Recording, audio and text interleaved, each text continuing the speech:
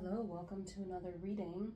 I'm going to clear the energy for the reading quick with the drum, and then we'll get started. I invite you to take some deep breaths, some full inhales and exhales as I drum.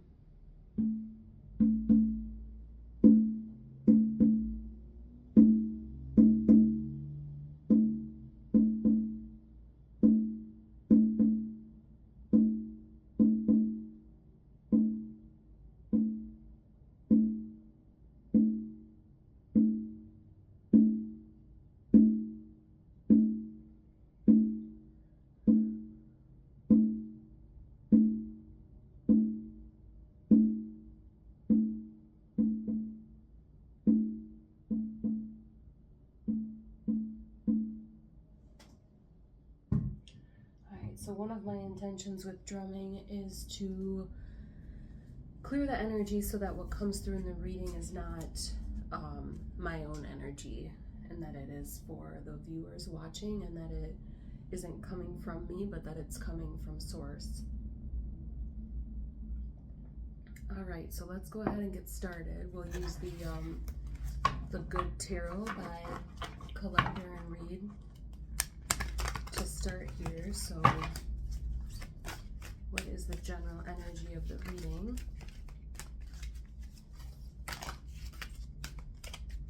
Okay, we have Nine of Cups, World reversed, and High Priestess. Wow.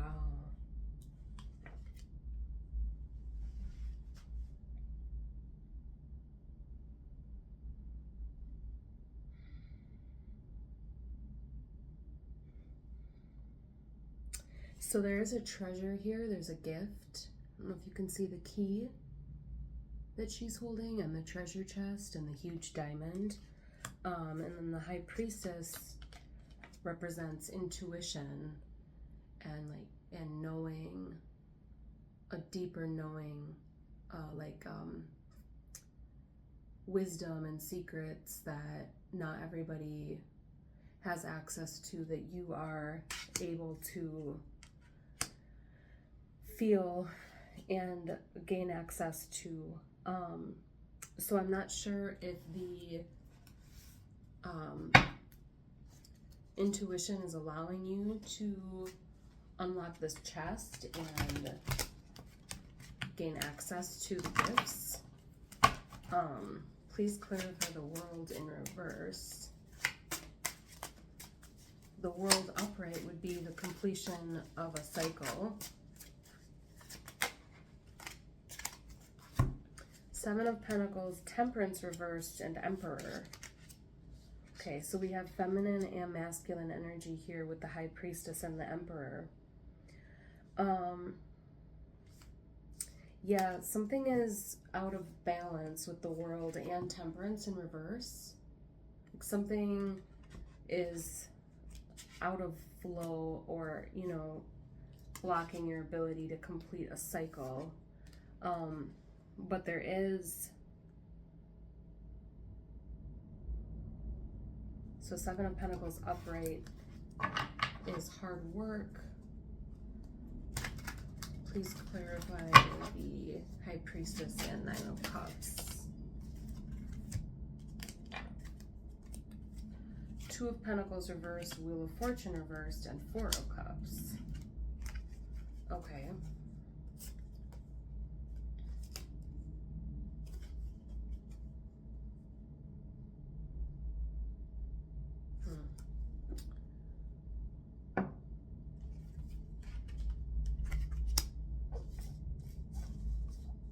Give me a minute.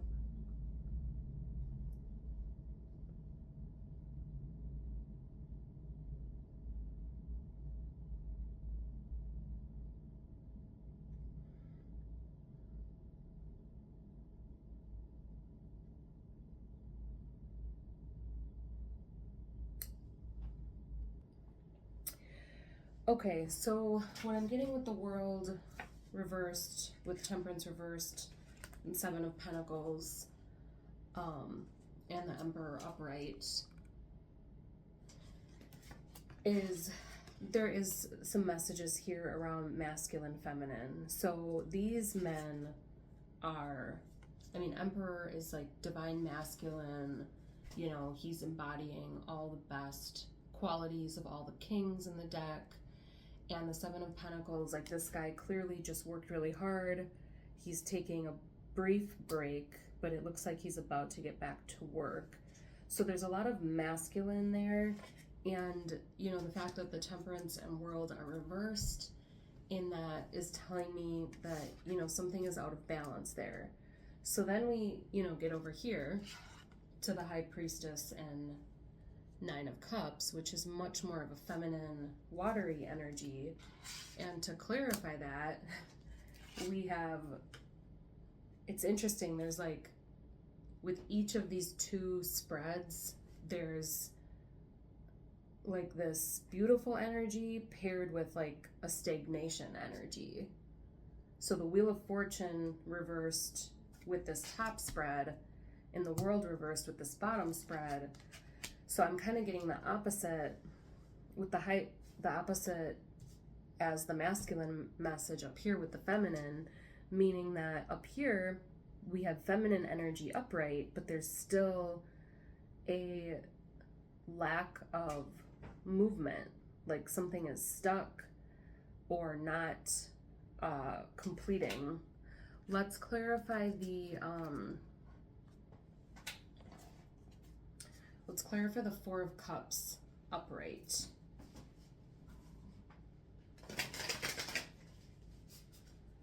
So in this top spread, we have the Four of Cups and the Nine of Cups. So in the Four of Cups, she's not able to see the blessing. And the Nine of Cups, she is. She's right there by the treasure chest, looking at the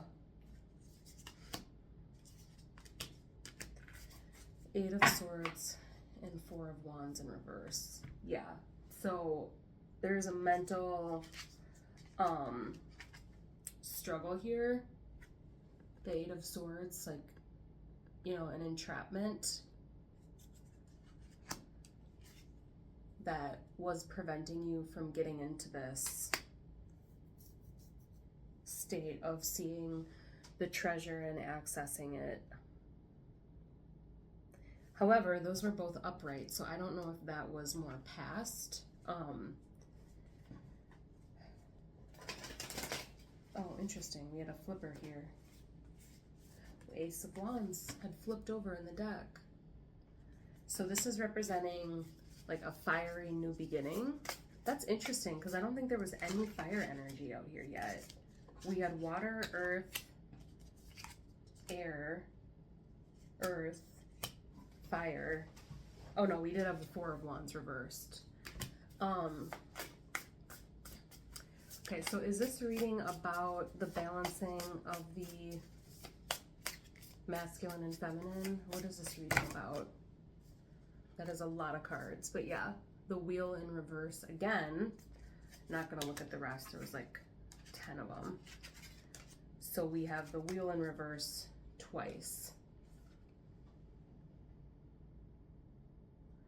So what can these readers do to help the wheel spin again, or are they meant for it not to spin right now? Or something else? I see the Five of Cups also flipped. So I do think there is some grief here because we have the Four of Cups and Five of Cups in reverse. Okay, what was the question I just asked? I just got distracted. I asked what the readers need to do to help the wheel to turn, or if they're meant to rest. So I'm not getting rest, although the Empress in the middle there is you know, she's pregnant. When you're pregnant, in a way you're passively growing this new being, but I wouldn't say it necessarily represents rest. There's still a lot that goes into it. So what I'm getting here is take a chance, because what's going to be birthed is really beautiful and divine. So the Fool on right here representing taking a chance, the Empress here representing what will grow from this is divine. And similar to the treasure, you know, there's a gift here. See those roses? Any other messages for the viewers? What else about the masculine, feminine energy? Any advice there? King of Cups, okay. I'm going to ask to clarify that King of Cups. We'll put that here.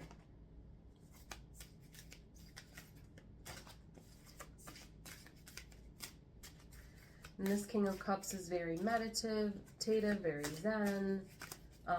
You might need to take some time to meditate. Seven of Air. The Seven of Swords is usually a like sneaky energy, but in this deck, she's sitting among, oh, interesting. And then we have the Eight of Air on the bottom and the Six of Air. Huh, that's weird because these have definitely been shuffled. So looking at these together, I mean, you are being advised to move away from something that just isn't feeling good anymore. There might be like a sneaky energy to it. This is actually the second time we've seen the Eight of Swords in this reading too. Let me find the other one.